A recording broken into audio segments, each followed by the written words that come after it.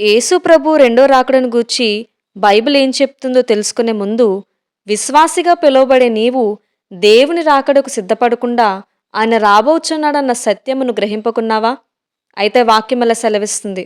హెబ్రీయులకు రాసిన పత్రిక 9వ అధ్యాయము 28వ వచనము. తన కొరకు కనిపెట్టుకొని ఉండువారి రక్షణ నిమిత్తము పాపము లేకుండా రెండవసారి ఆయన ప్రత్యక్షమగును. ఆయన కొరకు కనిపెట్టుకొని ఉన్నవారు అంటే ప్రార్థనలో, వాక్యంలో సిద్ధపడుతూ తమ రక్షకుడైన క్రీస్తు ఎప్పుడు వచ్చును అని ఎదురుచూచేవారు. వారిలో నీవు ఉన్నావా? నీలో సిద్ధపాటు లేకపోతే విడువబడతావు, బహుశ్రమను అనుభవిస్తావు.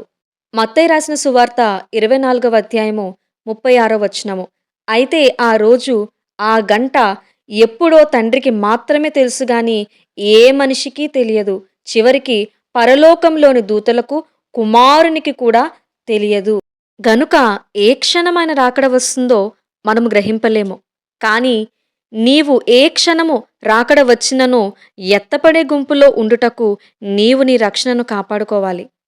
లూకా సువార్త 21వ అధ్యాయము 36వ వచనము.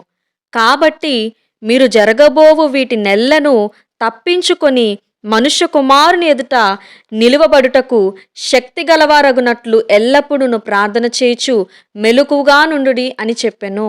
ఆయన రాకడ సమయంలో 7 ఏండ్లు లోకం మీదికి శ్రమ వస్తుంది.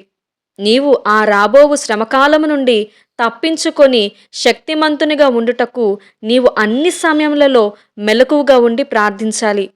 ఇప్పుడు చదవబడిన వాక్యానికి అనుగుణంగా నీ ఆత్మీయ జీవితం ఉందా? ఆయన రాకడను నిర్లక్ష్యపరుస్తూ ఇంకా లోకంలోనే, లోక ఆశలలోనే మునిగి తేలుతున్నావా?